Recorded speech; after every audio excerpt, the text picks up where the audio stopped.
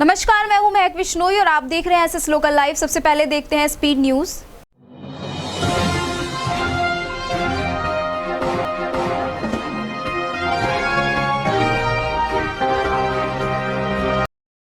नमस्कार, सबसे पहले आपको रूबरू कराते हैं स्पीड न्यूज से। अमन कमेटी शांति समिति ने किया रोजा इफ्तियार पार्टी का आयोजन। सभी धर्मों और राजनीतिक दलों से जुड़े लोगों ने की शिरकत। बेसहाराओं का मसीहा बन आगे आई नागरिक सेवा समिति। जरूरतमंद लोगों को बांटे गए खाने के पैकेट। आधार कार्ड से खाता लिंक नहीं हुआ तो बंद हो जाएगी पेंशन। विकास भवन में विधवा पेंशन पर आधार कार्ड हो रहे हैं अपडेट। लाउड स्पीकरों की आवाज को धीमी गति से इस्तेमाल करने के दिए गए आदेश। मंदिरों और मस्जिदों पर लगे सभी लाउड स्पीकरों को उतरवाया गया। रामपुर में भाजपा नेता मुन्ना कुरैशी ने इफ्तार पार्टी का किया आयोजन। हिंदू मुस्लिम समुदाय के लोगों के बीच दी गई रोजा इफ्तार पार्टी। मनरेगा इस बार सभी ब्लॉकों की ग्राम पंचायतों में बनवाएगा 399 तालाब। 1 हेक्टेयर से कम के तैयार कराए जाने हैं सभी तालाब। शहर में एक शाम राधा गोविंद के नाम भजन संध्या का होगा आयोजन। शहनाई मंडप में 27 मई से शुरू होगा विशेष आयोजन। वाल्मीकि तीर्थ श्रद्धा पर्व को लेकर हुए रवाना। भारी संख्या में वाल्मीकि समाज के लोग तीर्थ के लिए हुए रवाना। एमआईटी सभागार में उत्कृष्ट आध्यात्मिक कार्यक्रम अरविंद विचार गंगा का हुआ आयोजन। सरिता लाल ने कार्यक्रम की रूपरेखा पर डाला प्रकाश। जिला गंगा संरक्षण व जिला पर्यावरण समिति ने की एक बैठक। प्रभावी कार्रवाई सुनिश्चित कराने के अधिकारियों को दिए गए निर्देश। विकास भवन सभागार में फसल बीमा पाठशाला का किया गया आयोजन। किसानों को प्रधानमंत्री फसल बीमा योजना के बारे में किया गया जागरूक। शहर में 2 दर्जन से ज्यादा हटाए गए लाउड स्पीकर। धार्मिक स्थलों पर लगे लाउड स्पीकर की आवाज को किया गया धीमा। केजीके महाविद्यालय में 15 दिवसीय मुरादाबाद क्रिकेट चैंपियनशिप का होगा आयोजन। टूर्नामेंट में खिलाड़ियों का होगा निःशुल्क पंजीकरण। अलविदा जुम्मा व ईद की नमाज को लेकर जिला प्रशासन ने कसी कमर। ईद की नमाज को सकुशल संपन्न कराने हेतु की गई बैठक।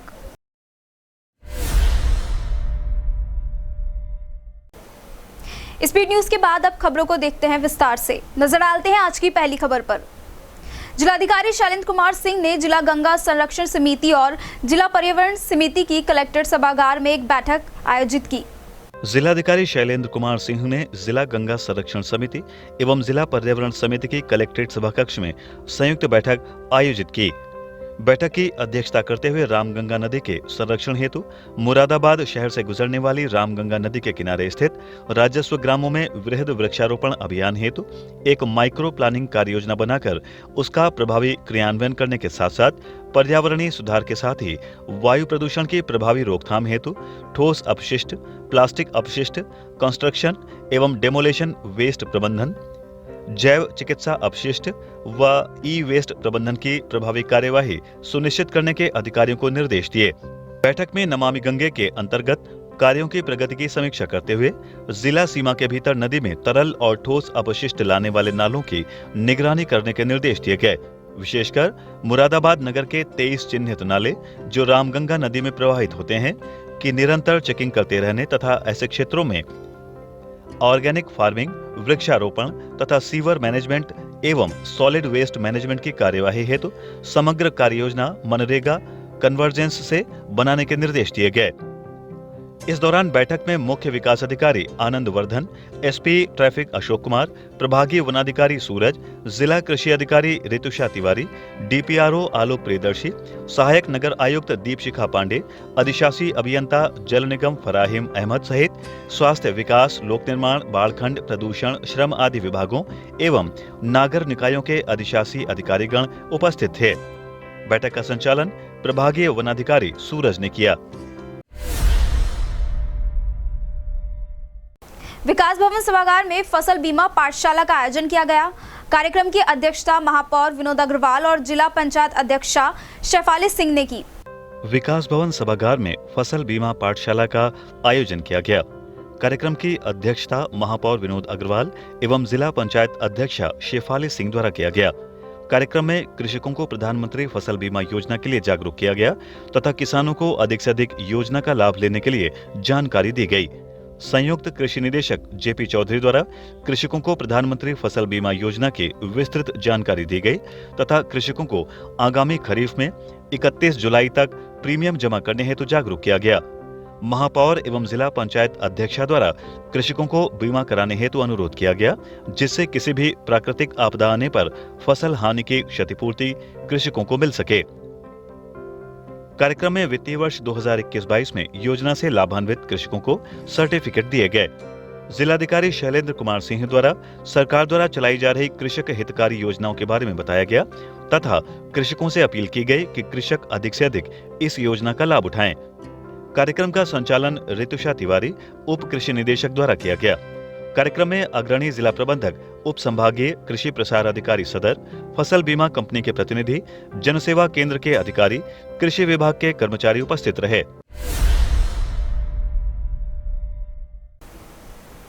धार्मिक स्थलों पर लाउडस्पीकर बजाने को लेकर खड़े घमासान के बीच जिले में धार्मिक स्थलों से लाउडस्पीकर हटाने का अभियान शुरू हो गया है।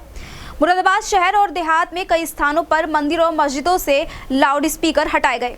धार्मिक स्थलों पर लाउड स्पीकर बजाने को लेकर खड़े घमासान के बीच जिले में भी धार्मिक स्थलों से लाउड स्पीकर हटाने का अभियान शुरू हो गया है। मुरादाबाद जनपद में शहर और देहात में कई स्थानों पर मंदिर और मस्जिदों से लाउड स्पीकर हटाए गए हैं। एसपी देहात का कहना है कि सुप्रीम कोर्ट और शासन के आदेश पर हर हाल में पालन किया जाएगा। हाल ही में उत्तर प्रदेश सरकार ने धार्मिक स्थलों पर लगे लाउड स्पीकर हटाने का आदेश दिया था।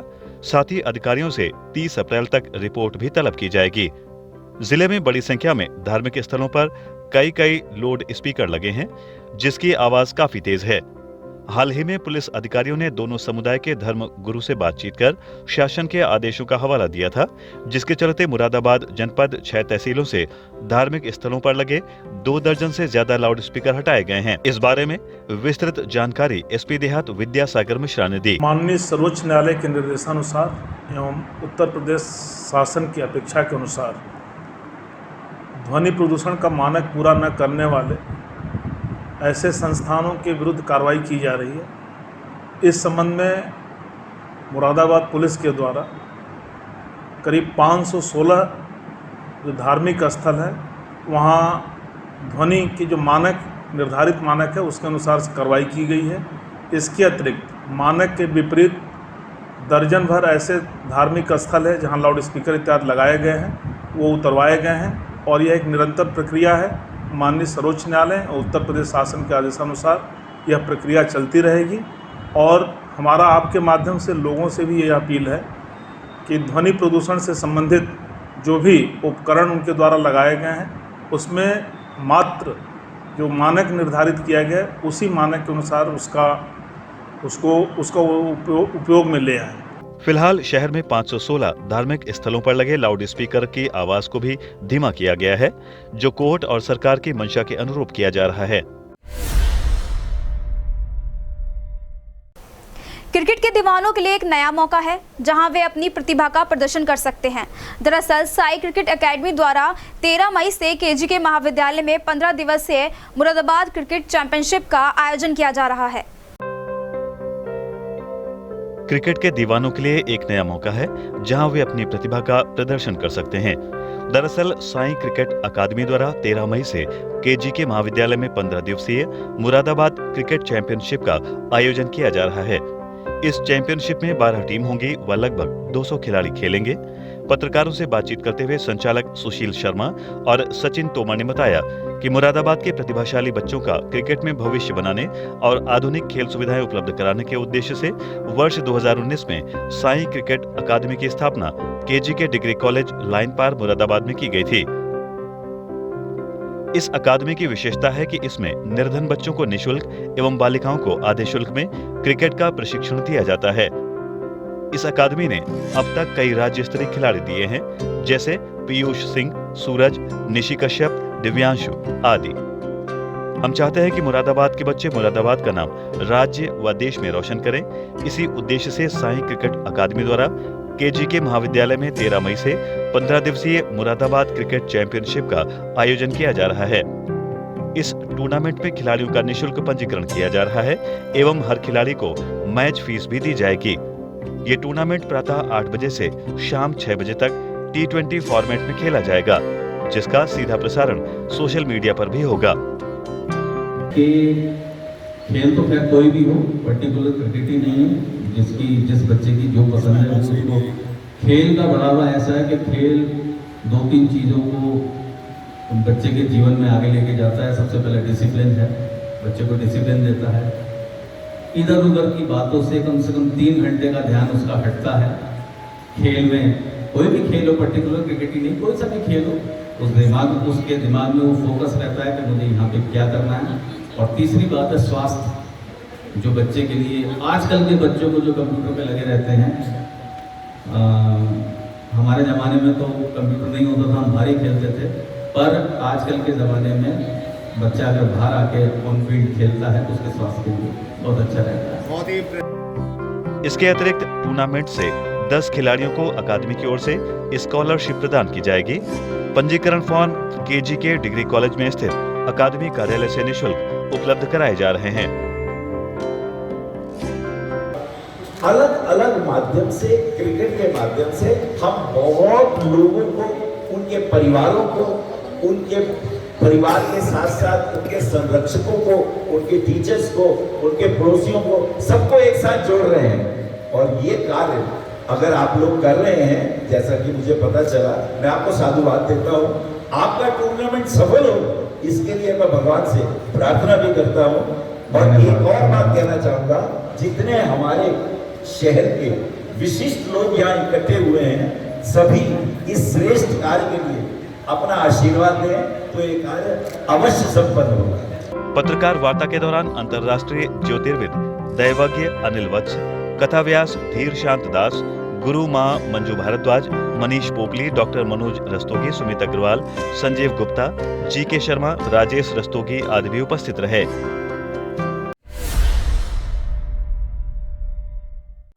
ईद का त्योहार आपसी भाईचारे का प्रतीक है, जिसको लेकर कई जगह विशेष कार्यक्रम किए गए, तो वहीं छोटे छोटे बच्चों ने भी ईद को लेकर कई कार्यक्रमों की प्रस्तुति दी।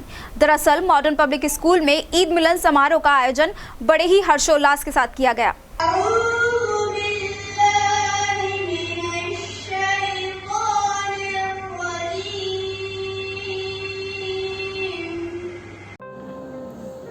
आपसी भाईचारे का प्रतीक ईद का त्योहार है, जिसको लेकर कई जगह विशेष कार्यक्रम किए गए हैं। वहीं छोटे छोटे बच्चों ने भी ईद को लेकर कई कार्यक्रम प्रस्तुत किए। Model public school Delhi road Moradabad में ईद मिलन समारोह का आयोजन बड़े ही हर्षोल्लास के साथ किया गया, जिसमें विद्यालय के सभी छात्रों ने ईद के उपलक्ष्य पर आपसी भाईचारे और सौहार्द के साथ एकता और अखंडता का संदेश दिया।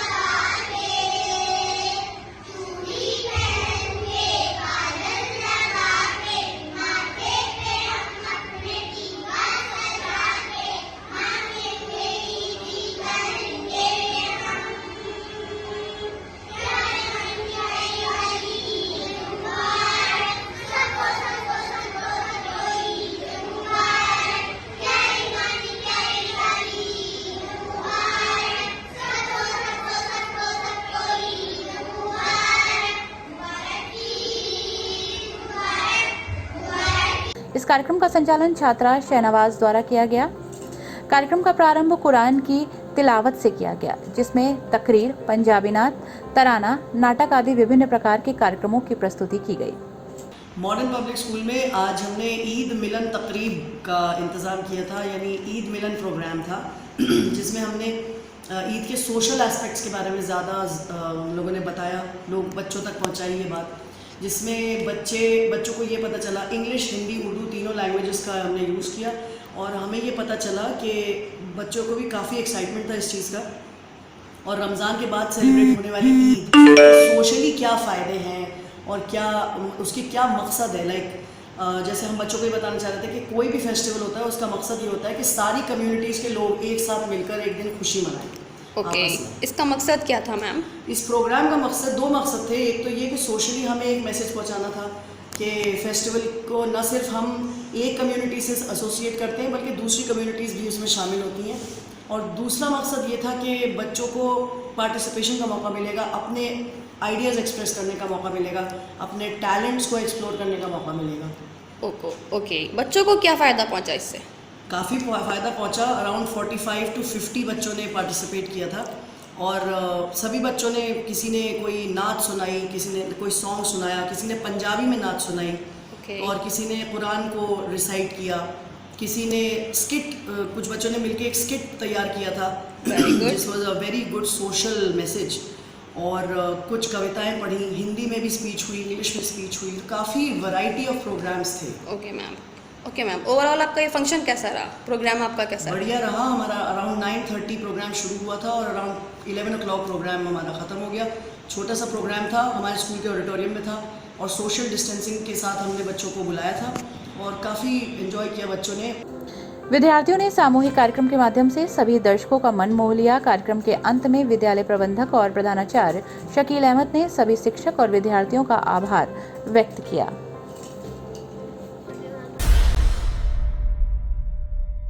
त्योहारों को सकुशल संपन्न कराने हेतु थाना कटघर में अलविदा जुम्मा और ईद की नमाज को लेकर अधिकारियों ने शहर का भ्रमण किया। आगामी त्योहारों को सकुशल संपन्न कराने के लिए थाना कटघर में अलविदा जुम्मा और ईद की नमाज को लेकर अधिकारियों ने पॉइंट का जायजा लिया और आवश्यक दिशा निर्देश दिए। जैसे आप सभी को पता है कि इस समय रमजान चल रहा है और अब आने वाली शुक्रवार को जुम्मा अलविदा की नमाज पढ़ी जानी है, जिसे लेकर मुरादाबाद के वरिष्ठ अधिकारियों ने सभी तैयारियां पूरी कर ली हैं और अधिकारियों ने शहर का भ्रमण किया और जुम्मा अलविदा और ईद की नमाज को सकुशल कराने के लिए एक मीटिंग आयोजित की, जिसमें क्षेत्र में आने वाली समस्याओं के सुझाव लिए गए और तुरंत निस्तारण किया गया। साथ ही तरीके से त्योहार को संपन्न कराने की बात दिशा निर्देश दिए गए। कल 29 तारीख है और इसको रमज़ान माह का ये आखिरी जुमा होगा। इसमें हमारे मुस्लिम भाई सभी लोग नमाज अदा करते हैं और इसमें बड़ी संख्या में लोग शहर में जामा मस्जिद में आके नमाज अदा करते हैं। तो जामा मस्जिद और उसके आसपास हमने पुलिस का पर्याप्त प्रबंध किया है कि लोगों को वहाँ आने जाने में कोई असुविधा न हो, क्योंकि बड़ी संख्या में लोग आते हैं। 5 सेक्टर्स में हमने डिवाइड किया है। इसमें हम लोग को 2 कंपनी PSC भी हमारे जनपद को आवंटित हुई थी, RAF भी मिली है, वो सब भी डिप्लॉय रहेंगे और इसके अतिरिक्त मजिस्ट्रेट्स की भी ड्यूटी लगाई गई है। सभी सेक्टरों में एक क्षेत्राधिकारी प्रत्येक सेक्टर के प्रभारी रहेंगे और इसके अलावा भी जो अन्य फोर्स लगाया गया है वो सभी रहेगा। बाकी जो अन्य व्यवस्थाएं नगर निगम द्वारा की जाती हैं उनसे भी अनुरोध किया गया है कि वहाँ पानी और साफ़ सफाई की सारी व्यवस्थाएं की जाएं, कोई आवारा जानवर वहाँ पर न घूमता हुआ आ जाए। इस मौके पर SP city Akhilesh Bhadauria, SP traffic Ashok Kumar, CO Katghar Ashutosh Tiwari, CO कोतवाली और अन्य अधिकारी मौजूद रहे। अलविदा जुम्मा और ईद की नमाज को लेकर जिलाधिकारी शैलेंद्र कुमार सिंह और SSP हेमंत कुटियाल ने जामा मस्जिद और ईदगाह मैदान का निरीक्षण किया। इस दौरान उन्होंने अफसरों से नगर निगम को साफ सफाई व आवारा जानवरों के विचरण पर प्रतिबंध लगाने के निर्देश दिए। अलविदा जुम्मा और ईद की नमाज को लेकर जिला प्रशासनिक अधिकारियों ने जामा मस्जिद और ईदगाह मैदान के साथ शहर की मस्जिदों का निरीक्षण किया। इस दौरान अफसरों ने नगर निगम को सफाई और आवारा जानवरों के विचरण पर प्रतिबंध लगाने सहित समस्त व्यवस्थाएं दुरुस्त रखने के निर्देश दिए। जिलाधिकारी शैलेंद्र कुमार सिंह और SSP हेमंत कुटियाल के निर्देश पर city magistrate MP Singh, CO कोतवाली नगर निगम के अधिकारियों के साथ पहले जामा मस्जिद और उसके बाद ईदगाह का निरीक्षण किया गया। जामा मस्जिद और ईदगाह इलाके की सफाई करने के निर्देश दिए गए। शहर की तकरीबन सभी मस्जिदों का निरीक्षण कर मस्जिद जाने वाले रास्तों को खुला छोड़ने के लिए अतिक्रमण से मुक्त कराने के निर्देश नगर निगम को दिए गए। अलविदा की नमाज को दृष्टिगत रखते हुए आज मैंने वैशपुर साहिब और अन्य अधिकारियों के साथ जामा मस्जिद का और ईदगाह का भ्रमण किया जैसा हम सभी लोग अवगत हैं कि कल ईद की नमाज पढ़ी जाएगी, तो इसको लेकर के आवश्यक सुरक्षा प्रबंध, अन्य साफ सफाई, पेयजल और विद्युत व्यवस्था संबंधित विभागों के साथ भ्रमण किया गया और जो यहाँ की इंतजामिया हैं उनके साथ इस बारे में विमर्श किया गया। कल की जुमे की नमाज की हमारी ईद की नमाज की पूरी तैयारियाँ हैं और हम लोग बेहतर ढंग से भाईचारे के साथ इसको संपन्न कराएंगे। इसी तरह से 2 या 3 तारीख को हमारी ईद भी पड़ रही है, तो सभी जनपद वासियों को मैं अग्रिम से ईद की बधाई भी दूंगा, मुबारकबाद भी दूंगा। और ईदगाह का भी हम लोगों ने भ्रमण किया, वहाँ की व्यवस्थाएँ भी देखा। वहाँ की व्यवस्थाओं में साफ़ सफाई से लेकर पुलिस डिप्लॉयमेंट से संबंधित सारी बिंदुओं पर वहाँ की तैयारियाँ चर्चा की गई और वहाँ की तैयारियाँ लगभग अपने अंतिम चरण में हैं और समय से काफ़ी पूर्व हम लोगों की तैयारियाँ पूर्ण करेंगे और हम समझते हैं कि काफ़ी व्यवस्थित ढंग से इन दोनों फेस्टिवल्स को यहाँ संपन्न। इस दौरान अधिकारियों ने मस्जिद के रास्ते पर विचरण करने वाले आवारा जानवरों को रोकने और गंदगी हटाकर चूना डलवाने के साथ पानी का टैंकर खड़ा करवाने और पेयजल आपूर्ति सुनिश्चित कराने के निर्देश दिए हैं। विद्युत विभाग को भी निर्बाध आपूर्ति रखने को कहा है। रिलायंस इलाके का एक वीडियो सोशल मीडिया पर वायरल हो रहा है। वायरल वीडियो में एडीएम सिटी कई अधिकारियों के साथ बैठे दिखाई दे रहे हैं, जिसमें जिला कृषि एवं सांस्कृतिक प्रदर्शनी के टेंडर में धांधली का आरोप लगाया जा रहा है। वहीं आरोपों को लेकर जब एडीएम सिटी से सवाल पूछा गया तो उन्होंने सभी आरोपों को गलत बताया है। मुरादाबाद जनपद में सोशल मीडिया पर एक वीडियो तेजी से वायरल हो रहा है। वायरल वीडियो में जिला कृषि एवं सांस्कृतिक प्रदर्शनी के टेंडर की फाइल में गड़बड़ी का आरोप लगाते हुए एक युवक हंगामा करता दिख रहा है। वहीं अब वीडियो वायरल होने के बाद एडीएम सिटी ने सभी आरोपों का खंडन किया है। सदस्यीय कमेटी है जो कि टेंडर को लेकर के बात करनी है, जिसमें 3 हमारे समाज से जुड़े हुए लोग हैं, एक प्रदर्शनी प्रभारी है और एक हमारे इंडस्ट्रियल डिपार्टमेंट से हैं, आरईएस से भी हैं, मैं हूं एडीएम सिटी और सीटीओ साहब। इसको लेकर के प्रदर्शनी को में हम लोगों ने टेंडर निकाले, जिसमें 6 टेंडर आए हमारे पास। सभी नहीं, कुछ भी नहीं, सिर्फ एक का कहना है जो कि मेरठ के रहने वाले हैं। हालांकि वो सनी सिंह है, लेकिन सनी सिंह के नाम से वो टेंडर नहीं है, वो सुरेश इलेक्ट्रिकल के नाम से है टेंडर, जिन्होंने 1 करोड़ 30 लाख का टेंडर डाला था और जो हमने दिया है वो 1 करोड़ 31 लाख का टेंडर दिया है। जिसका इशू था वो एक असलम है, दिल्ली एम्यूजमेंट कंपनी के हैं, जिन्होंने 1,88,000 का टेंडर डाला। हमारी गलती से हमारे बाबू के मुख से कुछ और निकल गया, जिसको लेकर के उन लोगों ने ऑब्जेक्शन की कि सर उसका रेट दिखाया जाए। तब हमने रेट दिखाया तो उन्होंने कहा कि जो उन्होंने बोला है 1 करोड़ 41 लाख, उतने का टेंडर नहीं है। हम लोगों ने भी जब देखा तो वास्तव में उतने का नहीं था, तो निश्चित तौर पर लड़ाई में बाहर हो जाते और लड़ाई में बाहर होने के बाद टेंडर प्रक्रिया कहीं से भी दूषित नहीं हो रही थी ऑन पेपर। तो 1 करोड़ 31 लाख का जो सबसे अधिक टेंडर था मिस्टर आबिद का, हम लोगों ने उनके नाम से फाइल तैयार की। अब एडीएम सिटी आलोक वर्मा के बयान के बाद ये मामला शांत हो चुका है। आगामी गन्ना पिराई सीजन के लिए जनपद में गन्ना सर्वे का कार्य आरंभ हो गया है। गन्ना सर्वेक्षण के लिए इस वर्ष चीनी मिलों की ओर से 140 टीमों का गठन किया गया है। आगामी गन्ना पेराई सीजन के लिए जनपद में गन्ना सर्वे का काम आरंभ हो गया है। गन्ना सर्वेक्षण के लिए इस वर्ष चीनी मिलों की ओर से 140 टीमों का गठन किया गया है। विभागीय टीमों के साथ गन्ना सर्वेक्षण का कार्य किया जा रहा है। टीम किसानों के खेतों में जाकर गन्ना सर्वे करेगी। किसानों का ऑनलाइन घोषणा पत्र भी इसी मौके पर भरा जाएगा। हैंड कंप्यूटर डिवाइस के माध्यम से जीपीएस सर्वे किया जाएगा। इसमें कहीं गलती की संभावना नहीं होगी। जिला गन्ना अधिकारी अजय सिंह ने बताया कि एक सर्किल में पूर्व में सर्वे का काम करने वाले कर्मचारी दोबारा उस क्षेत्र में सर्वे का काम नहीं करेंगे। ये उच्च अधिकारियों ने पहले ही आदेश जारी कर दिया है। मुरादाबाद मंडल की 8 यात्री ट्रेनों को निरस्त कर दिया गया है ताकि कोयला लाने वाली मालगाड़ियों को प्राथमिकता दी जा सके, जिसके कारण 8 ट्रेनों को निरस्त करने का आदेश दिया है। मुरादाबाद मंडल के यात्रियों के लिए एक खबर सामने आई है। आपको बता दें कि मुरादाबाद मंडल की 8 यात्री ट्रेनों को निरस्त कर दिया गया है। गर्मी में बिजली की खपत अत्यधिक बढ़ गई है। साथ ही बिजली घरों में भी कोयले की कमी हो रही है। बिजली घरों तक कोयले की निर्बाध रूप से आपूर्ति करने के लिए रेल प्रशासन की ओर से काम किया जा रहा है। कोयले की सुगम और तीव्र गति से कोयला ले जाने वाली मालगाड़ियों को प्राथमिकता दी जा रही है। इसके कारण 8 ट्रेनों को अग्रिम आदेश तक निरस्त करने का निर्णय लिया गया है। जिन 8 ट्रेनों को निरस्त किया गया है उसको लेकर यात्रियों को काफी परेशानी का सामना करना पड़ेगा। हालांकि यात्रियों को पूरी रकम रिफंड में मिलेगी। जिन यात्रियों के टिकट IRCTC के माध्यम से बुक किए गए हैं उनके खाते में अपने आप ही बिना कैंसिलेशन के रकम वापस आ जाएगी। बरेली प्रयागराज संगम, प्रयागराज संगम बरेली, लखनऊ मेरठ, मेरठ लखनऊ, बरेली रोजा, रोजा बरेली, काठगोदाम मुरादाबाद, मुरादाबाद काठगोदाम, इन 8 ट्रेनों को अग्रिम आदेश तक निरस्त करने का निर्णय लिया गया है। इस संबंध में जानकारी देते हुए सीनियर DCM सुधीर सिंह ने क्या कहा, आइए सुनते हैं। वर्तमान समय में कोयले की डिमांड, क्योंकि आपको पता है गर्मी में ज़्यादा बढ़ जाती है, तो जितने भी प्रोडक्शन यूनिट हैं बिजली के हैं, जैसे इधर हरियाणा साइड में, पंजाब साइड में, तो उनमें कोयले की डिमांड बढ़ गई है और कोयले की बहुत नितांत ज़रूरत है।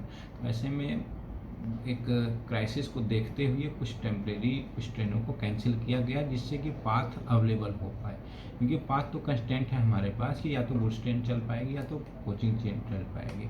ऐसे में पैसेंजर ट्रेनों को जो कि कम इम्पॉर्टेंट थी या जिनको कि हटाने पे उतना प्रभाव नहीं पड़ेगा, ऐसा प्रपोजल रेलवे बोर्ड से मांगा गया था और डिवीज़न से वो बना के भेजा गया कुछ ट्रेनों का कि ये ट्रेनें हैं, इनको कैंसिल कर देने से अच्छा पाथ मिल जाएगा, जिससे हम टाइम पे और जितने भी थर्मल पावर प्लांट हैं, चाहे NPSB में हो, चाहे इधर जितने भी हैं उधर राजपुरा साइड में और पंजाब में, उन सबको कोयले मिल पाएंगे तो प्रॉपर रूप से चल पाएंगे। कौन कौन सी रूट की ट्रेनें हैं सर? ये मेनली जो मुरादाबाद, लखनऊ से मुरादाबाद सेक्शन और इधर वाला है यूपी का एरिया जो है उत्तर प्रदेश का, उसी में कुछ ट्रेनें कैंसिल की गई हैं जो प्रयागराज की साइड में जाती है। तो जिधर जो ज़्यादा बिजी रूट है जहाँ पे एकदम प्रॉब्लम थी, ज़्यादा थी, तो उसको, क्योंकि सब ट्रेनें गुड्स ट्रेनें बढ़ गई हैं, तो उस जो बढ़ी हैं उसके एवज में कुछ पैसेंजर ट्रेनों को कम कर दिया गया। कुल मतलब कितनी ट्रेनें होंगी सर? टोटल 8 ट्रेनें हैं जिनका प्रपोजल जिनको स्वीकार किया गया हेडक्वार्टर से, उसका लेटर आया है, जिसके बारे में हम लोगों ने फैसिलिटी दी। कितने दिन के लिए सर? ये अभी जैसे सिचुएशन नॉर्मल हो जाएगी, अभी तो टिल फर्दर एडवाइज करके हैं, और जैसे ही थर्मल पावर प्रोडक्शन जितने यूनिट हैं उन पे हम लोग रख रहे हैं कि क्या उनकी डिमांड है कैसी, जैसे सिचुएशन नॉर्मल हो जाएगी तो फिर से ट्रेनों को रिस्टोर कर दिया जाएगा। ठीक। वहीं ट्रेनों के निस्तारण से यात्रियों को काफी परेशानियों का सामना करना पड़ रहा है। शहरवासियों के लिए खास खबर है जिसमें अलविदा जुम्मे की नमाज के लिए रूट डाइवर्जन किया गया है। वहीं इस दौरान शहर में किस तरह यातायात में फेरबदल किया जाएगा, आगे देखें इस खबर में। अलविदा जुम्मे की नमाज के लिए तैयारियां तेज हो गई हैं। कोरोना काल के 2 वर्ष के बाद अदा की जाने वाली अलविदा जुम्मा की नमाज को लेकर प्रशासन तंत्र ने तैयारी तेज कर दी है। गुरुवार को नमाजियों के लिए पार्क की सफाई की गई तो पुलिस ने यातायात में फेरबदल किया। जामा मस्जिद की तरफ आने वाले रास्तों पर वाहनों का संचालन 3 घंटे बंद करने के साथ शहर में भारी वाहनों का प्रवेश भी रोक दिया गया। ताजपुर रेलवे क्रॉसिंग मोड़ से जामा मस्जिद की ओर आने वाले 3 और 4 पहिया वाहन और भारी वाहनों का प्रवेश 12 बजे से दोपहर 3 बजे तक प्रतिबंधित रहेगा। इस दौरान 2 पहिया वाहन जामा मस्जिद की तरफ आएंगे, जिन्हें धर्मकांटे के पास रोक लिया जाएगा। इससे आगे लोग पैदल ही जाएंगे। इसी तरह इंदिरा चौक चौराहे से गवर्नमेंट कॉलेज चौराहे पर सभी वाहनों को रोक लिया जाएगा। यहाँ से जामा मस्जिद की तरफ पैदल ही जा सकेंगे। इंदिरा चौक की तरफ ई रिक्शा और ऑटो का प्रवेश भी प्रतिबंधित रहेगा। उन्होंने बताया कि 29 अप्रैल को मालवाहक पास धारक वाहन दोपहर 12 बजे से 3 बजे तक शहर की सीमा में प्रवेश नहीं करेंगे। जानकारी देते हुए SP सिटी अखिलेश भदौरिया द्वारा क्या कहा गया, आइए सुनते हैं। 29 तारीख है और इसको रमज़ान माह का ये आखिरी जुमा होगा। इसमें हमारे मुस्लिम भाई सभी लोग नमाज अदा करते हैं और इसमें बड़ी संख्या में लोग शहर में जामा मस्जिद में आके नमाज अदा करते हैं। तो जामा मस्जिद और उसके आसपास हमने पुलिस का पर्याप्त प्रबंध किया है कि लोगों को वहाँ आने जाने में कोई असुविधा न हो, क्योंकि बड़ी संख्या में लोग आते हैं। 5 सेक्टर्स में हमने डिवाइड किया है। इसमें हम लोग को 2 कंपनी PSC भी हमारे जनपद को आवंटित हुई थी, RAF भी मिली है, वो सभी डिप्लॉय रहेंगे। और इसके अतिरिक्त मजिस्ट्रेट्स की भी ड्यूटी लगाई गई है। सभी सेक्टरों में एक क्षेत्राधिकारी प्रत्येक सेक्टर के प्रभारी रहेंगे। और इसके अलावा भी जो जो अन्य फोर्स लगाया गया है वो सभी रहेगा। बाकी जो अन्य व्यवस्थाएं नगर निगम द्वारा की जाती हैं उनसे भी अनुरोध किया गया है कि वहाँ पानी और साफ़ सफाई की सारी व्यवस्थाएं की जाएं। कोई आवारा जानवर वहाँ पर न घूमता हुआ आ जाए, उसको रोकने का प्रबंध किया जाए। ये सारी चीज़ें की गई हैं और ये व्यवस्थाएं आज भी सभी से संवाद स्थापित किया गया है। और शहर में हमारे धर्मगुरुओं से भी अनुरोध किया गया था, उन्होंने भी लोगों से अपील की है कि सभी लोग इस नमाज के अवसर पर हमारे पुलिस प्रशासन का सभी लोग सहयोग करें तो बहुत अच्छे से ये कार्यक्रम संपन्न हो, इसके लिए व्यवस्थाएं की गई है। प्रशासन ने अलविदा जुम्मे की नमाज के लिए सभी से शांति के साथ व्यवस्थाएं बनाए रखने की अपील की है। कमाई का कुछ हिस्सा गरीबों में तकसीम किया करें ताकि कारोबार में तरक्की होगी और अल्लाह भी खुश होगा। ये बातें अली वारसी सैफी ने कही, जिन्होंने स्टेशन रोड पर गरीबों को खाना बांटा। कई लोग ऐसे भी हैं आज जिनको 2 वक्त की रोटी भी ठीक से नसीब नहीं होती। वहीं इन लोगों की मदद के लिए आज भी समाज में कई लोग ऐसे हैं जो निस्वार्थ भाव से मदद करते हैं। वहीं नागरिक सेवा समिति एवं फूड बैंक के प्रदेश सचिव मोहम्मद जुनैद वारिस वारसी ने रेलवे स्टेशन पर भूखे यतीम बेसहारा जरूरतमंद लोगों को खाने के पैकेट दिए। खाने के पैकेट लेने के बाद लोगों के चेहरे खिल उठे और दुआओं से सभी पदाधिकारियों को नवाजा। समिति के प्रदेश सचिव मोहम्मद जुनैद वारिस वारसी ने कहा कि हमारी समिति लगभग 6 वर्षों से समाज सेवा के क्षेत्र में बेहतरीन किरदार निभा रही है। समिति के अध्यक्ष मोहम्मद अली वारिस वारसी सैफी ने कहा, हमें फक्र है हमारे पदाधिकारी निस्वार्थ भाव से समाज सेवा करते हैं। इसमें समिति के सभी पदाधिकारी अपने अपने क्षेत्रों में जरूरतमंदों की मदद कर रहे हैं। जो बच्चे फीस देने में असमर्थ हैं तो उसकी फीस जमा करके मदद करते हैं। जिन बच्चों के पास कोर्स लेने के लिए पैसे नहीं होते तो उन्हें कोर्स दिलाकर मदद करते हैं ताकि बच्चे पढ़ सकें। जिन बच्चों के पास कपड़े नहीं हैं उन्हें कपड़े देकर मदद करते हैं। यतीम बेसहारा विधवा औरतों को हर महीने राशन पहुंचाते हैं। समिति के सभी पदाधिकारी अपनी पूरी जिम्मेदारी निभाते रहे हैं। इस दौरान सहयोगी रहे निसार अहमद सैफी, डॉक्टर हिलाल वारसी, अतीकुर रहमान, मोहम्मद आसिफ, मोहम्मद अनीस, मोहम्मद रिजवान, मोहम्मद शारिक मंसूरी, शारिक हुसैन एडवोकेट, मोहम्मद जुनैद, मोहम्मद साहजीब आदि लोग मौजूद रहे।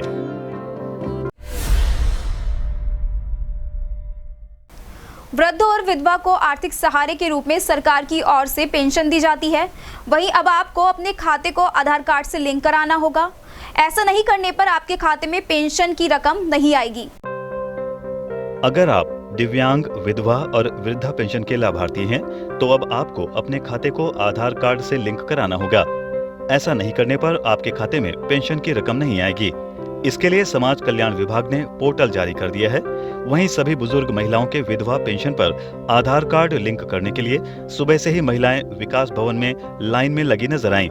वहीं जब बुजुर्ग महिलाओं से बात की गई तो उन्होंने बताया, हम विकास भवन में अपनी पेंशन पर आधार कार्ड लिंक कराने आए हैं, जिसके लिए वे सुबह से ही लाइन में लगी थीं। हमारा काम भी हो चुका है, लेकिन अगर सुविधा की बात की जाए तो इतनी गर्मी के मौसम में कोई पंखे या पानी की भी कोई सुविधा वहां नजर नहीं आई।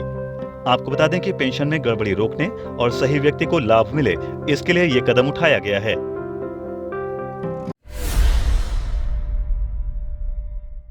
रमजान के पवित्र महीने में मुस्लिम समुदाय के लोग ईश्वर की इबादत कर रहे हैं। ऐसे में लोग रोजे भी रख रहे हैं। रामपुर हमेशा से ही सभी धर्मों का गहवारा रहा है। इसी क्रम में भारतीय जनता पार्टी के नेता एवं अपना दल में अल्पसंख्यक मोर्चा के जिला अध्यक्ष रह चुके मुन्ना कुरैशी ने अपने आवास पर हिंदू मुस्लिम समुदाय के लोगों के बीच रोजा इफ्तार पार्टी दी। रामपुर हमेशा से ही हिंदू मुस्लिम एकता की मिसाल रहा है। यही कारण है कि जब यहाँ पर कावड़ से लेकर बालाजी यात्रा तक गुजरती है तो मुस्लिम समुदाय के लोग फूलों की वर्षा करते हैं और जब रमजान का महीना आता है तो इफ्तार पार्टी में सभी लोग एक साथ शामिल होते हैं। कुछ इसी तरह का नजारा भाजपा नेता एवं अपना दल के अल्पसंख्यक मोर्चा के जिला अध्यक्ष रहे मुन्ना कुरैशी की उनके आवास पर आयोजित की गई इफ्तार पार्टी में भी देखने को मिला। इफ्तार पार्टी के दौरान भाजपा नेता मुन्ना कुरैशी ने रामपुर को मिसाली शहर बताते हुए यहाँ के हिंदू मुस्लिम सिख ईसाई एकता की जमकर सराहना की। ऐसा महीना है ये, एक साल में एक महीना ऐसा आता है, ये बड़ा मुबारक महीना है ये। और इस महीने में हमने आज इफ्तार पार्टी रखी है और माशाल्लाह से इसमें सब लोग हमारे, इसमें कुछ लोग हिंदू भी हैं और हमारे मुसलमान भी हैं।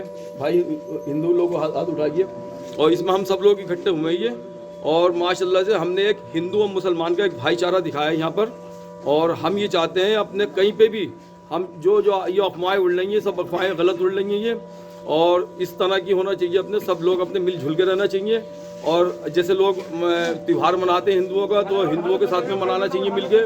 मुसलमानों का त्यौहार है तो मुसलमानों का त्यौहार मिलके मनाना चाहिए।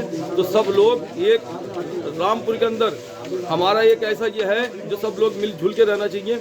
अभी शोभा यात्रा निकली और इतनी बढ़िया निकली, उसमें हिंदू मुसलमान सब लोग साथ से निकाले, और कोई किसी तरह की रामपुर में किसी तरह की कोई ऐसी बात नहीं हुई। इस दौरान भारी संख्या में गणमान्य लोग मौजूद रहे।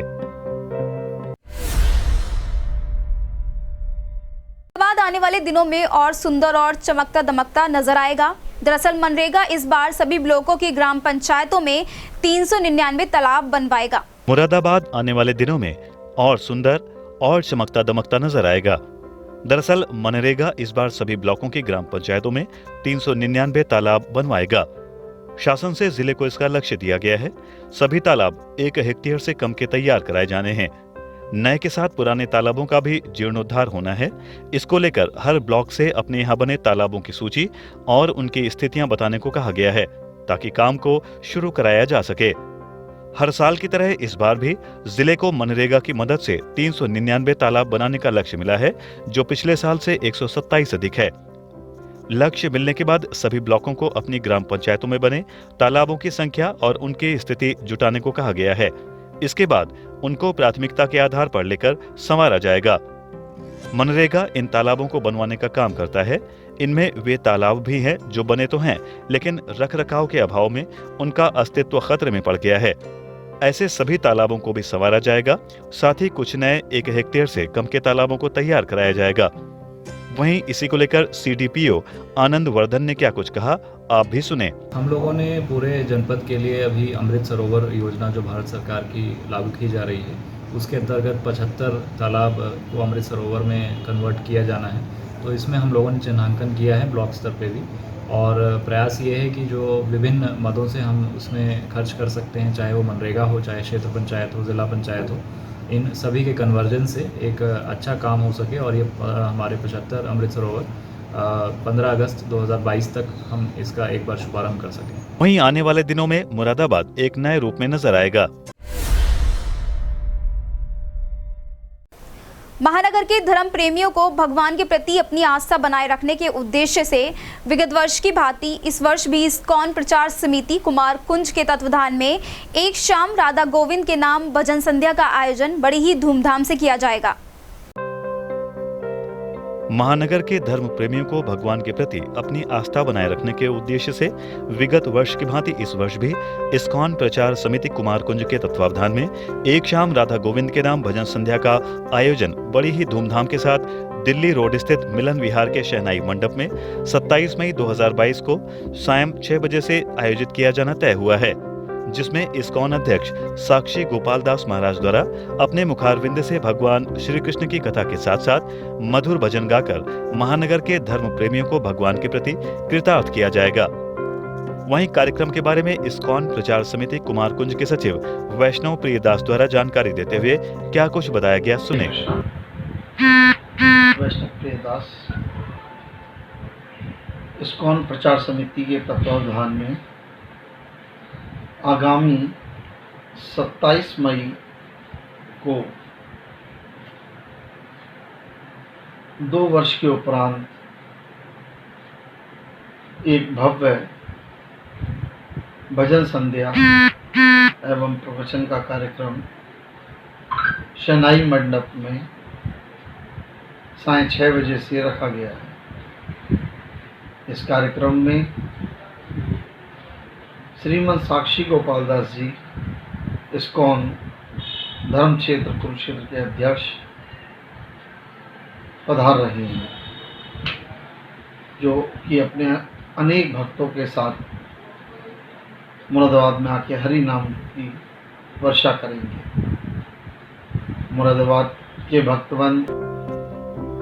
वहीं समिति सचिव ने सभी लोगों से भारी संख्या में भजन संध्या में अपनी उपस्थिति दर्ज कराने की अपील की है।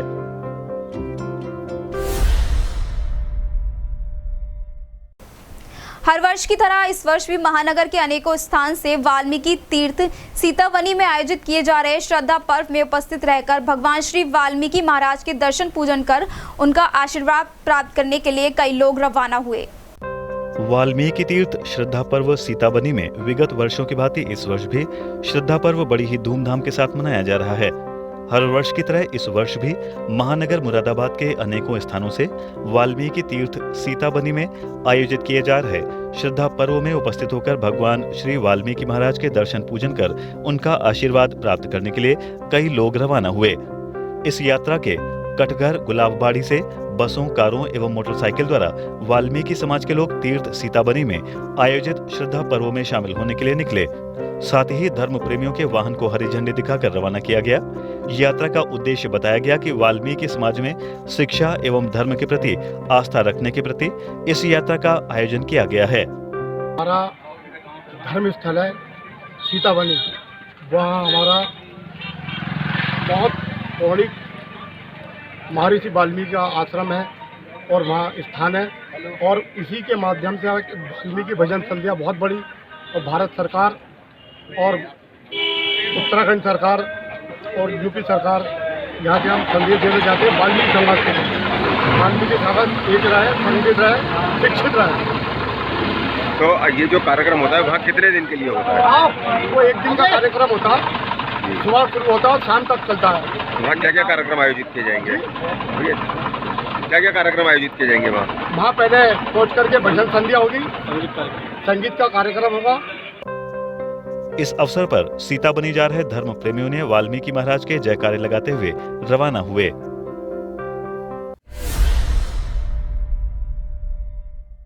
आध्यात्मिक ज्ञान एवं चिंतन संस्था मुरादाबाद सांस्कृतिक समाज द्वारा एक उत्कृष्ट आध्यात्मिक कार्यक्रम अरविंद विचार गंगा का आयोजन किया गया। आध्यात्मिक ज्ञान एवं चिंतन संस्था तथा मुसांस मुरादाबाद सांस्कृतिक समाज द्वारा एक उत्कृष्ट आध्यात्मिक कार्यक्रम अरविंद विचार गंगा का आयोजन किया गया। MIT सभागार में आयोजित कार्यक्रम में गुरु अरविंदो घोष के अध्यात्म से संबद्ध अंबाला के सोमदेव और पटियाला के पवन को आमंत्रित किया गया था। सर्वप्रथम कार्यक्रम का शुभारंभ गुरु अरविंद और श्री मां के चित्रों के सम्मुख दोनों सम्मानित विभूतियों सोमदेव और पवन के साथ ही आध्यात्मिक ज्ञान एवं चिंतन संस्था के अध्यक्ष सुधीर गुप्ता और सांस्कृतिक समाज के संस्थापक अध्यक्ष दीपक बाबू CA तथा अध्यक्ष अनीता गुप्ता द्वारा किया गया। कार्यक्रम का संयोजन प्रसिद्ध समाजसेवी सरिता लाल द्वारा और संचालन प्रख्यात रामलीला निर्देशक डॉक्टर पंकज दर्पण अग्रवाल द्वारा किया गया। गोष्ठी थी श्री अरविंद जी की 150वीं जयंती के उपलक्ष्य में हमने बनाई थी। मुरादाबाद में श्री अरविंद को लेकर इतना बड़ा प्रोग्राम कभी नहीं हुआ और मैं चाहती थी कि श्री अरविंद के बारे में भी लोग यहाँ जानें। श्री अरविंद वो विभूति हैं जिन्होंने 24 वर्ष एक कमरे में रह के उन्होंने डिवाइन चेतना को अवतरण करवाया और उसी के माध्यम से उन्होंने जो भी कुछ अनुभव किया उसी को उन्होंने समाज में अपनी किताबों में लिखा है और साझा किया। आज समाज को क्या संदेश दिया गया है? मैं समाज को तो यही संदेश देना चाहूँगी कि आजकल की जो परिस्थितियाँ हैं उसमें ये बहुत ज़रूरी है कि हम आध्यात्म से जुड़े, क्योंकि आध्यात्मिकता से बिना जुड़े हुए खाली वैज्ञानिक तरक्की के माध्यम से तो आप देख ही रहे हैं कि आज अमेरिका, यूक्रेन, रशिया में क्या हो रहा है, 1 मिनट में सब कुछ स्वाहा हो सकते हैं। अध्यात्म हमें दूर तक देखने की दृष्टि प्रोवाइड करते हैं। बिना अध्यात्म के सिर्फ विज्ञान के साथ जब तक ज्ञान नहीं जुड़ेगा, जब तक हमारी सारी उपलब्धियाँ कभी भी जीरो हो सकती हैं। हमारा ज्ञान हमें दूरदर्शिता देता है, हमें मार्गदर्शन कराता है, सही गलत की पहचान कराता है। इसलिए आध्यात्मिकता से जुड़ना आज की सबसे बड़ी जरूरत है। जैसे देखा जा रहा है कि आज की युवा पीढ़ी पाश्चात्य संस्कृति को अपनाता जा रहा है, अपनी भारतीय संस्कृति को भूले, उसके क्या संदेश देंगे? युवा वर्ग के लिए तो सबसे ज़्यादा जरूरी है, क्योंकि आजकल युवा वर्ग एक भ्रमित किसी स्थिति में जी रहे हैं। इस भ्रम से ऊपर उठकर के आए, सच्चाई को जाने, हम किस लिए संसार में आए हैं, हमें किस लिए भगवान ने भेजा है, इस सच्चाई को जानना ही आध्यात्मिकता का पहुँच है।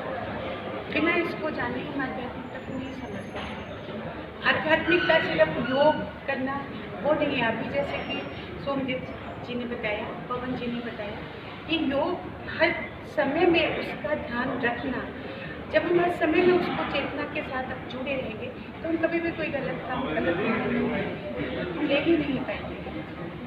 क्या कारण कि आज के जो है ना माँ बाप भी जो है ना बच्चों को कुछ समझा नहीं पा रहे अध्यात्म के बारे में? क्योंकि माँ बाप खुद ही नहीं जानते। सबसे पहले तो माँ बाप अनुभव करें, जब अनुभव करेंगे तो अपने बच्चों को नहीं बता पाएंगे। बिना अनुभव करें आप बच्चों को नहीं बता सकते क्या ठीक है क्या गलत है। कार्यक्रम में आमंत्रित अतिथियों ने आश्रम और उनके विचारों को जानने के लिए बढ़ चढ़कर प्रश्न पूछकर अपनी जिज्ञासा शांत की। कार्यक्रम को सुधीर गुप्ता, दीपक बाबू, अनीता गुप्ता के साथ ही वाईपी गुप्ता, सुरेश चंद्र अग्रवाल ने भी संबोधित किया। सरिता लाल ने कार्यक्रम की रूपरेखा पर प्रकाश डाला। अध्यक्षीय उद्बोधन सुधीर गुप्ता का रहा। इस अवसर पर कार्यक्रम में अनुभा गुप्ता, अनिल अग्रवाल, ममता गर्ग, वंदना गुप्ता, अरुण कुमार अग्रवाल, डॉक्टर माधुरी सिंह के साथ ही तमाम गणमान्य नागरिक उपस्थित रहे। नशीले पदार्थों की रोकथाम हेतु पुलिस क्षेत्र में लगातार अपराधियों के विरुद्ध अभियान चलाए हुए है। वहीं थाना मझौला पुलिस को उस समय सफलता हाथ लगी जब चौकी पुलिस ने एक युवक को गिरफ्तार कर लिया।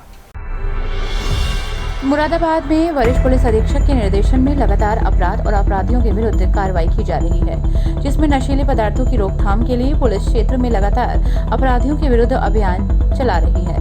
वहीं थाना मझौला पुलिस को उस समय सफलता मिली जब चौकी प्रभारी टीपी नगर अखिलेश गंगवार को सूचना मिली कि एक युवक गांजे की बिक्री के लिए मैनाठेर में घुस रहा है, जिस पर चौकी प्रभारी टीपी नगर अखिलेश गंगवार ने तुरंत मौके पर पहुंचकर चांद नामक युवक को गांजे के साथ गिरफ्तार कर थाने ले आए और युवक का मेडिकल परीक्षण कराने के बाद युवक को जेल भेज दिया।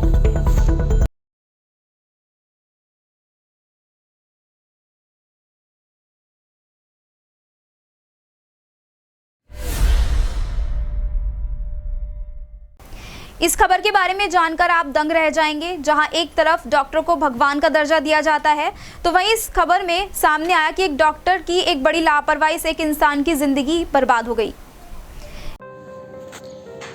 इस खबर के बारे में जानकर आप दंग रह जाएंगे। जहां एक तरफ डॉक्टरों को भगवान का दर्जा दिया जाता है, तो वहीं एक और डॉक्टर की लापरवाही सामने आई है।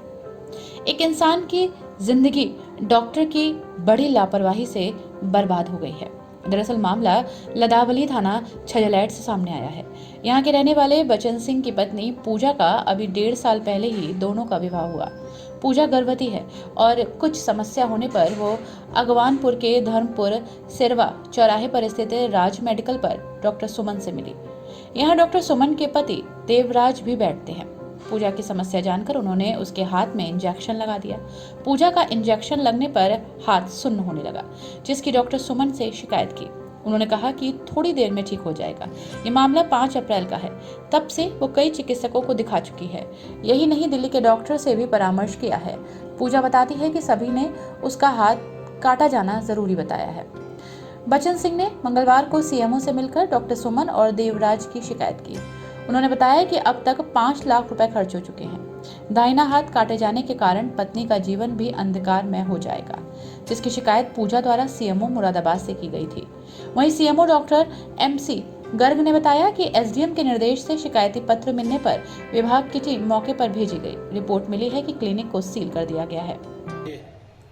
एक महिला एसडीएम साहब से मार्क करा के लाई थी उसकी एप्लीकेशन, और उसमें बढ़ने थी उसकी तकलीफ़ें हाथ के संबंधित, और वहाँ टीम भेजी गई है। अभी सूचना मिली है कि टीम ने उसका वो क्लिनिक सील कर दिया है एवं FIR की कार्रवाई की जा रही है। विस्तृत विवरण की प्रतीक्षा है। अच्छा, किसी प्रकार से रजिस्टर्ड था क्लिनिक जो चला रहे हैं उसमें सर? अभी विस्तृत विवरण आ जाता है तो उससे भी अवगत कराया जाएगा। सर किसी प्रकार की कार्रवाई और FIR भी कराई जा रही है सर आपके द्वारा? FIR की प्रक्रिया में। इस बीच दोपहर बाद जब स्वास्थ्य विभाग की टीम मौके पर पहुंची तो राज मेडिकल के बोर्ड पर डॉक्टर महिमा चौधरी का नाम लिखता हुआ मिला। यानी चिकित्सक ने स्वास्थ्य विभाग की टीम को भी चकमा देने की तैयारी कर रखी थी। बताते हैं कि महिमा चौधरी डॉक्टर सुमन की बेटी है और BA MS डिग्री धारक है। वहीं इस मामले को लेकर क्या कुछ कार्रवाई की जाती है, देखने वाली बात होगी। इस खबर के बारे में जानकर आप दंग रह जाएंगे। जहां एक पत्नी ही अपने पति की खून की प्यासी बन बैठी और इतना ही नहीं, उसने अपने पति पर जानलेवा हमला बोल दिया। इस खबर के बारे में जानकर आप दंग रह जाएंगे, जहां एक पत्नी ही अपने पति की खून की प्यासी बन बैठी। इतना ही नहीं, अपने ही पति पर जानलेवा हमला कर डाला। दरअसल मुरादाबाद जनपद के थाना मझौला क्षेत्र के ग्राम मंगूपुरा में रहने वाले सचिन पुत्र नरेश कुमार की शादी 7 वर्ष पूर्व अमरोहा जनपद के केसला बॉर्डर पर स्थित ग्राम जलालपुर की रहने वाली ज्योति से हुई थी। सचिन कुमार के 3 बच्चे भी हैं।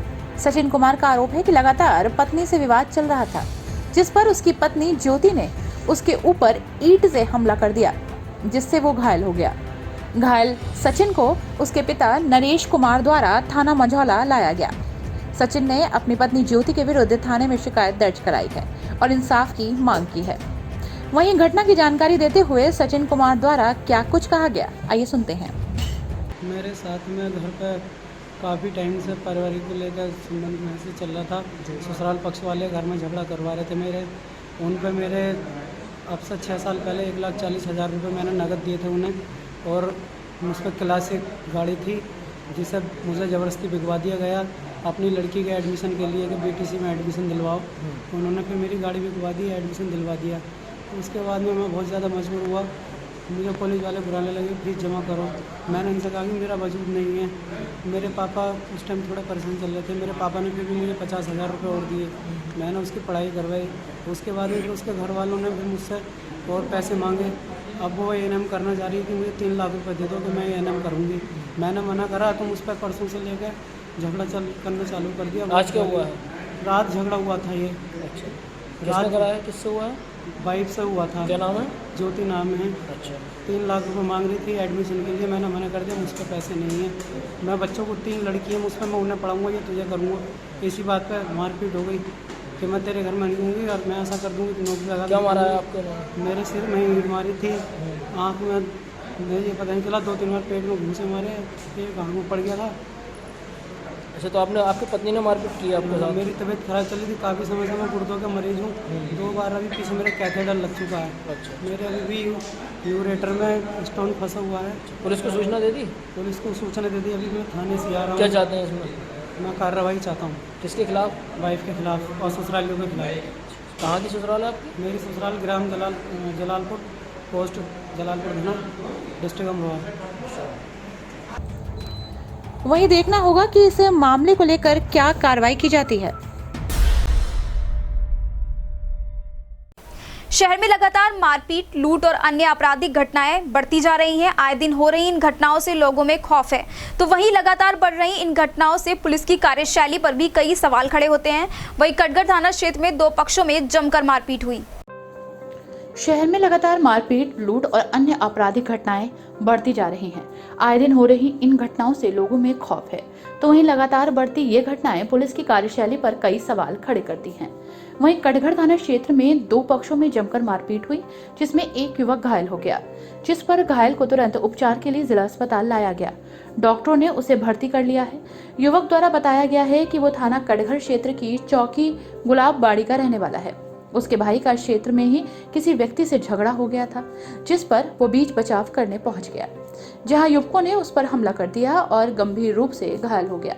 युवक द्वारा बताया गया कि उसने थाना कटघर में शिकायत दर्ज कराई है।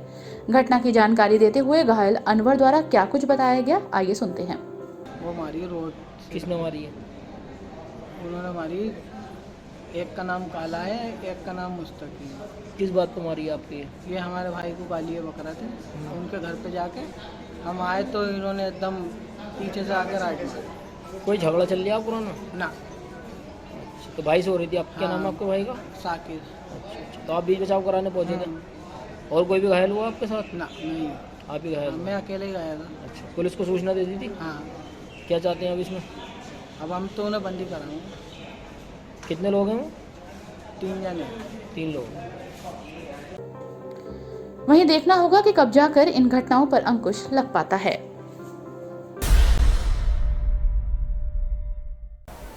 सड़क हादसों की रफ्तार बढ़ती जा रही है। वहीं आए दिन हो रहे सड़क हादसों में कई लोग अपनी जान गंवा बैठते हैं, तो कई इन हादसों में गंभीर रूप से घायल हो जाते हैं।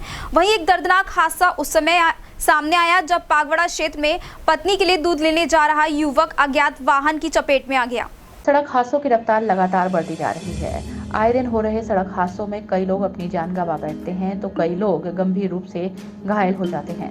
एक दर्दनाक हादसा उस समय सामने आया जब पागबड़ा क्षेत्र में पत्नी के लिए दूध लेने जा रहे युवक को अज्ञात वाहन ने टक्कर मार दी, जिसमें युवक गंभीर रूप से घायल हो गया। घायल युवक को तुरंत एम्बुलेंस द्वारा जिला अस्पताल पहुंचाया गया। सुबह होश आने पर युवक ने अपने परिजनों को सूचना दी।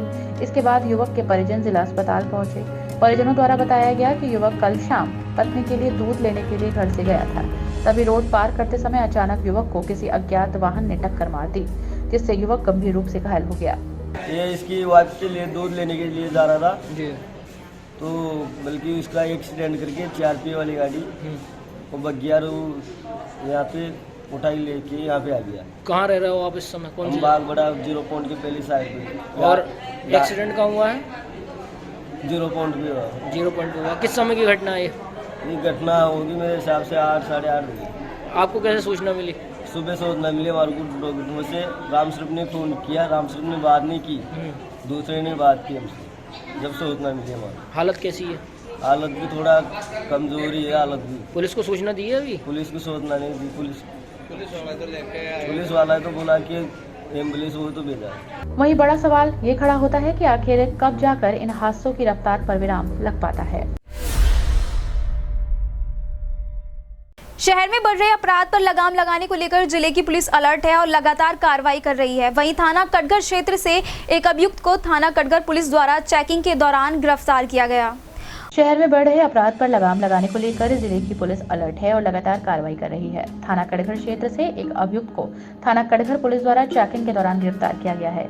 जब युवक के बारे में जानकारी की गई तो जिला बदर निकला, जिसके बाद उप निरीक्षक मुनेश कुमार थाना कटघर द्वारा हमराही पुलिस बल सहित शांति व्यवस्था गश्त ड्यूटी के दौरान गुलाबबाड़ी चुंगी के पास से जिला बदर अभियुक्त मनोज ठाकुर पुत्र रन सिंह निवासी कसाब नगरी थाना टांडा रामपुर हाल निवासी नंद कॉलोनी थाना कटघर को जिला बदर आदेश का उल्लंघन कर क्षेत्र में मौजूद पाए जाने पर गिरफ्तार किया गया। इस संबंध में अभियुक्त के विरुद्ध थाना कटघर पर मुकदमा पंजीकृत किया गया था। जानकारी देते हुए एसपी सिटी अखिलेश भदौरिया द्वारा क्या बताया गया, आइए सुनते हैं।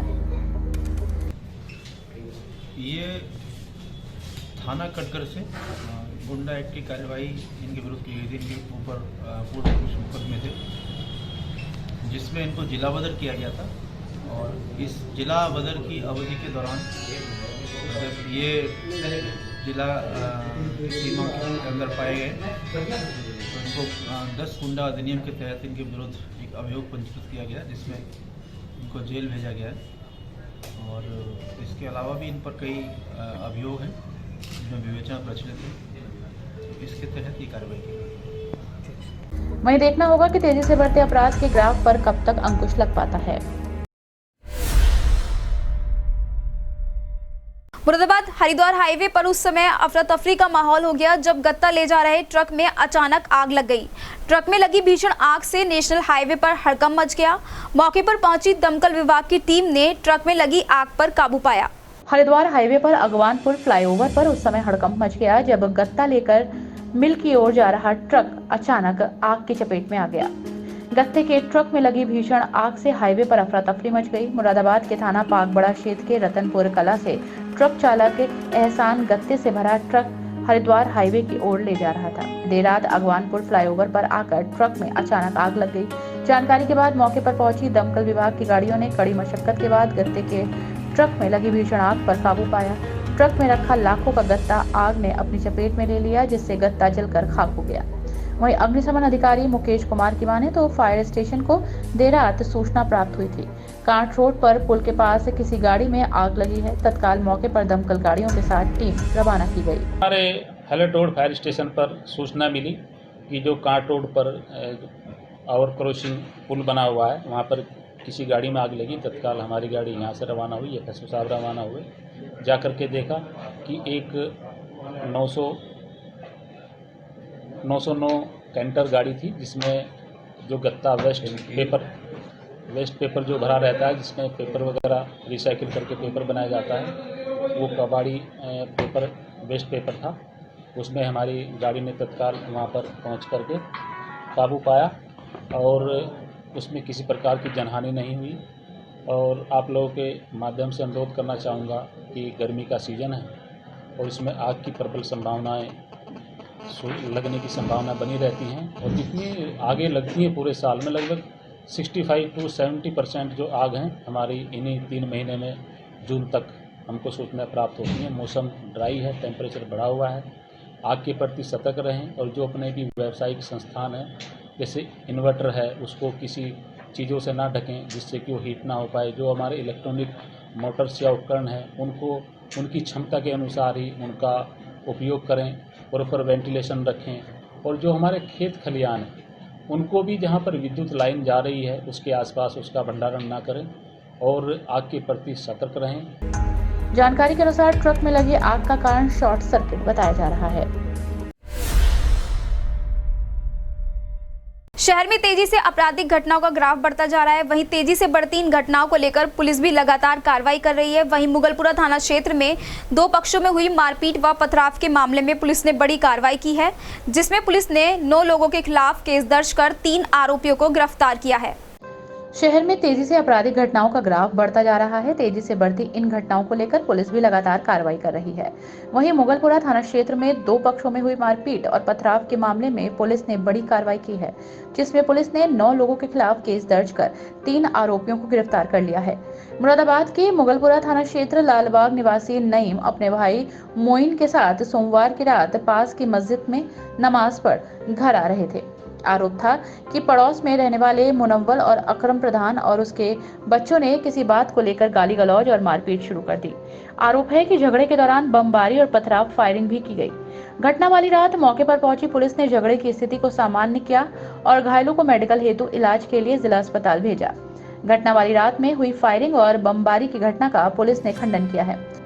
इस पूरे मामले में लालबाग चौकी प्रभारी नितेश सहरावत की तहरीर पर गंभीर आरोपों के साथ ही गंभीर धाराओं में मुकदमा दर्ज करते हुए 9 नामजद और अज्ञात के खिलाफ केस दर्ज किया गया है। क्षेत्राधिकारी कोतवाली महेश चंद्र गौतम की माने तो घटना में शामिल सभी आरोपियों की तलाश की जा रही है।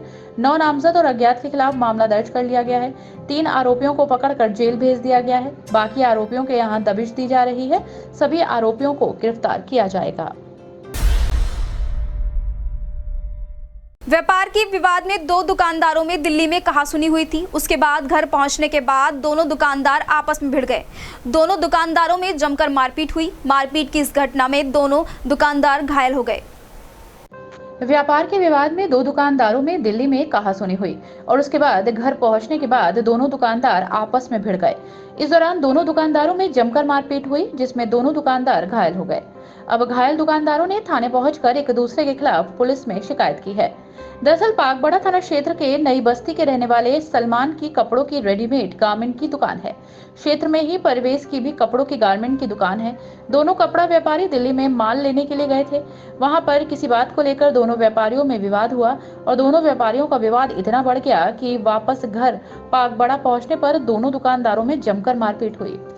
इनको ये दिल्ली में उनकी कोई आपस में तू-तू-मैं हुई थी, आपस में बहसबाजी हुई थी। किससे? वो भी दुकानदार हैं रेडीमेड के।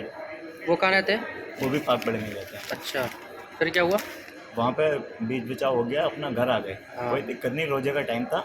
ये भी अपना रोजे का अफ्तार करके दुकान पे जाकर माल पे रेट डाल लेते कल दुकानदारी के लिए। अच्छा, वो उन लोगों ने प्लानिंग करके जो है ना ऐसे 5-6 जने थे। वो आधा शटर बंद था क्योंकि रेट डाल रहे थे, दुकानदारी नहीं कर सकते। उन्होंने शटर उठा के आकर 5-6 जने थे, उन्होंने आकर झगड़ा किया है। कहाँ का मामला है ये? पागबड़ा नई बस्ती कल्चर रोड पे। अच्छा, ये काम क्या काम करते हैं भाई साहब? ये रेडीमेड का काम है। मामा भांजे दोनों साथ में एक ही दुकान में काम करते हैं। वो मामा थे क्या मानने वाले? नहीं तो? मामा इनके साथ में। अच्छा, मामा करते हैं। ये दोनों एक साथ काम करते हैं? एक ही दुकान में काम करते हैं। वो मानने वाले कौन थे? मानने वाले वो भी वहीं पे रहते हैं, लेकिन वो पड़ोसी हैं। पड़ोसी नहीं है, काफी दूरी पे रहते हैं जी। उनका भी यही काम है? उनका बड़ा काम है, वो थोड़े मालदार लोग हैं। अच्छा, विवाद किस बात पे हुआ? विवाद वहाँ जहाँ माल लेने जाते हैं वहाँ पे माल बहुत कम आता है। अच्छा, जिस दुकान पे माल लेने जाते हैं वहाँ पे माल कम आता है। अच्छा, अब वहीं पे ये भी लेने पहुँच गए, वो भी लेने पहुँच गए। अच्छा, उनमें पहले से कोई रंजिशबाजी हुई या हमें पता नहीं है, लेकिन वहाँ पे खाली आपस में बहसबाजी हुई थी, बीच बिचाव। अच्छा, बहस का हुई थी कल? आज ही हुई थी। आज जी। मार पिटाई कब हुई? मार पिटाई अभी आधा 1 घंटा पहले हुई है। दिल्ली में ये कब गए माल लेने? ये नहीं गए, इनका मामा गए। मामा गए। तो मामा भी घायल है? हाँ, मामा क्या वैसे ही चोटें खुली नहीं है उनके। अच्छा जी, वैसे घायल कितने?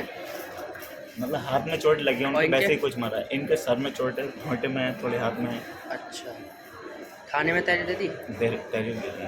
कितने लोग थे वो? वो जो दुकान में आए थे 4-5 लोग थे, ये तो हमें पता नहीं। दुकान कहाँ पे? दुकान नई बस्ती कपड़े की मैन मार्केट है वो। पाकबड़ा जी। हम दिल्ली माल खरीदने गए। हाँ। दिल्ली मेरा माल पैक पड़ा था। हाँ। अब इन्होंने मेरे माल में से सामान निकाल लिया, मैंने मना करी। इन्होंने तो वहाँ हाथापाई करी पागोड़े में। अब इन्होंने अगर किसी को धमकी दी, बोले मैं उसे मारूंगा वहाँ पे। किसको? मुझे परवेज को। दिल्ली में दी धमकी? दिल्ली में। अब मैं मालूम करने गया, इन्होंने चाकू उठा के मार दिया सर। कहाँ गए थे आप मालूम करने? इनकी दुकान पर। कहाँ है दुकान? नई बस्ती में। धमकी किसी को दी इन्होंने? सलमान नाम का लड़का। किसको? तुम्हें दी? हाँ, मुझे दी थी। किससे कहा था ये बात? सलमान से। सलमान से? कितने लोगों ने वार किया आपके पास? 2 लोगों ने। खबरों के सिलसिले में आज इतना ही। कल फिर मिलेंगे ताज़ा तरीन खबरों के साथ। आप हमारी ये सभी खबरें फेसबुक और यूट्यूब चैनल के माध्यम से भी देख सकते हैं और आप हमारा चैनल सब्सक्राइब करना ना भूलें। फिलहाल दीजिए इजाजत, कल फिर मिलेंगे। धन्यवाद। रामचंद्र शर्मा कन्या इंटर कॉलेज चंद्रनगर मुरादाबाद में कक्षा 6ठी से 12वीं की सभी कक्षाओं में प्रवेश प्रारंभ हो गए हैं। प्रवेश वरीयता के आधार पर दिए जाएंगे। विद्यालय में पढ़ाए जाने वाले विषय हाई स्कूल में सभी विषय हैं। इंटरमीडिएट में पढ़ाए जाने वाले विषय विज्ञान वर्ग, गणित, जीव विज्ञान, वाणिज्य वर्ग, मानविकी वर्ग, हिंदी, अंग्रेजी, गृह विज्ञान, अर्थशास्त्र, कला, संगीत, नागरिक शास्त्र, मनोविज्ञान, शिक्षा शास्त्र, संस्कृत। विद्यालय में अनुभवी शिक्षक शिक्षिकाओं की आवश्यकता है, विशेषकर गणित और हिंदी विषय।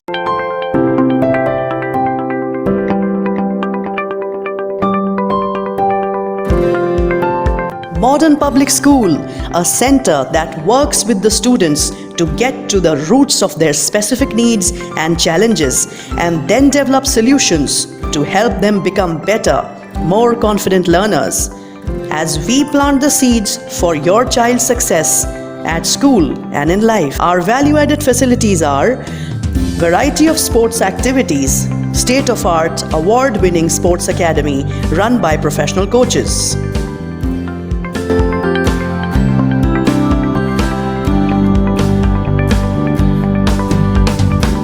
High-tech lab, physics lab, chemistry lab, biology lab, computer lab, smart classes, award-winning residential hygienic mess, and canteen. Special provision for all curricular and co-curricular development of students. Debate, singing, music, dance, well-aerated classrooms, vibrant junior wing, well-equipped library, separate for juniors and seniors, state-of-art faculty, high-tech safety and security, safe fleet of buses for transportation, language classes, Sanskrit, Urdu, personality development. Address: Modern Public School, Delhi Road, Moradabad. Admissions open for classes nursery to class 9th and 11th. A special early bird offer, 50% off on tuition fees for the first 100 students in classes nursery, LKG and UKG for the session 2022-23.